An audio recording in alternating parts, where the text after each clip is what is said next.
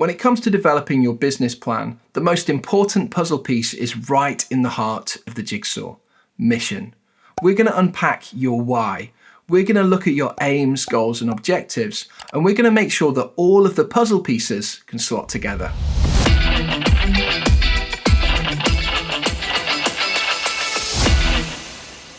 You've probably heard the term mission statement.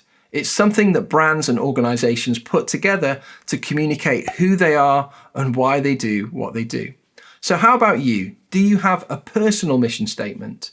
Do you have an organizational mission statement? Is it something you put together because you felt you needed to? Or is it something that you painstakingly assembled because you desperately wanted to communicate to the world exactly why you exist? Mission statements are powerful. I remember having a conversation with a music artist a few years ago, and I asked her the question, "What's your mission?"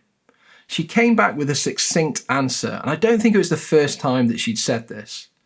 She said, "My mission is to create the music that I want to create without having to worry about the costs." Now, I completely understood where she was coming from, but it made me stop and think.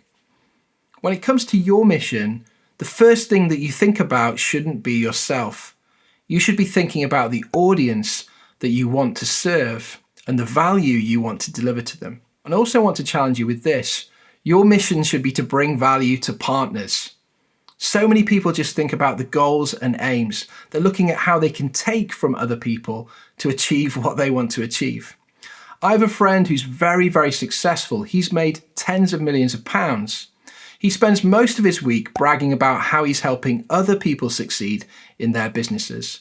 If you want to get rich, a smart way of doing that is to help other people get rich along the way. Make yourself a useful person to know. Bring value to your audience, bring value to your partners.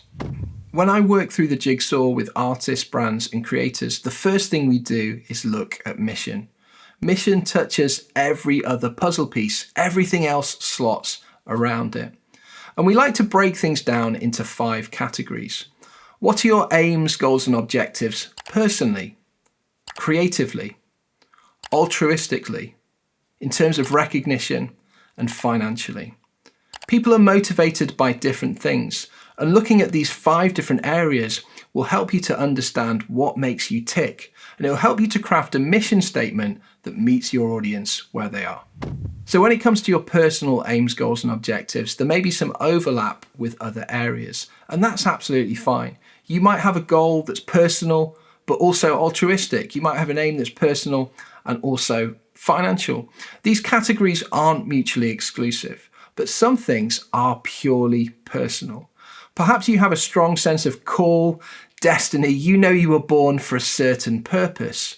Maybe you've heard a voice from above and you know the destination that you need to reach. Now, as a Christian myself, I've had some crazy things happen over the years. I've had dreams that have come true. I've had people pray for me and tell me things that they would never have known unless they were kind of telepathic or talking to a higher power. Maybe you have a burden like Frodo. He had to take the ring back into the mountain and throw it in the fire. Or perhaps you have someone to prove wrong. You have a score to settle. Something's driving you. Something happened in your past and you want to right the wrongs.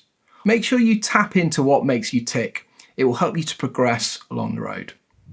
When it comes to your creative aims, goals, and objectives, it's good to think about being an expert in your field, a leader, not a follower. I want to encourage you to be innovative. Even if you're selling something really dull like dishwasher tablets, think about how you can do it differently and make your brand remembered.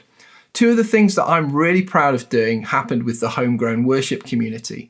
I started sharing songs in 2018 and I did a song sharing marathon. 52 songs in 52 weeks, every single week, a studio recording, a lyric video, and a blog. It was a creative challenge, and I managed to do it. There were many nights I was back from the studio at 3 a.m, and my wife was really patient and gracious, but I made it to the finishing line. And then having done the marathon, I decided not to do that again, but to do a different race. I did a sprint in 2020. I made an album in a day. I wrote, recorded, and released 10 tracks with a little help from my friends. And we had these brand new songs up on SoundCloud within 24 hours. That was a sprint. These were both creative challenges. I want to encourage you to do things differently. Be remembered for being innovative and excellent. It's really good to have aims, goals, and objectives when it comes to altruism and charity. It makes so much sense for so many reasons. It feels good to do something for humanity, to do something positive for the planet, to help people less fortunate than yourself. When I was working with Philippa Hanna, she was a brand ambassador for the charity Compassion. Compassion worked in 26 of the world's poorest countries and gave children through their projects the opportunity to have education, healthcare, and a safe place to go each week. We decided that Philippa was going to ask people to support the charity through her concerts. Now, each week when she'd go out touring, she might do 2, 3, sometimes 4 gigs in a row. And we'd speak about the event, we'd debrief, look at what went right, what needs improving, etc., etc. We'd have a business catch up.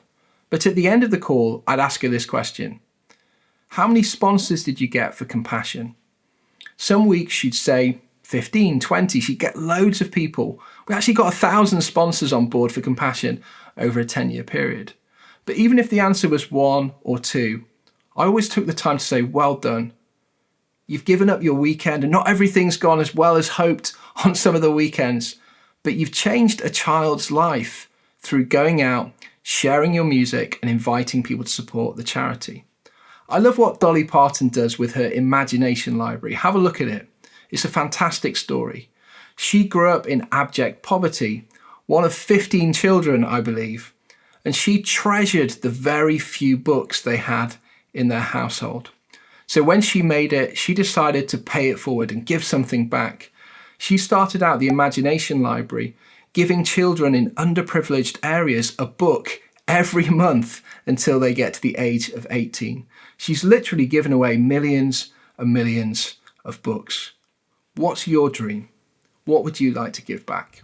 When it comes to recognition and notoriety, it's so important that you define your own success.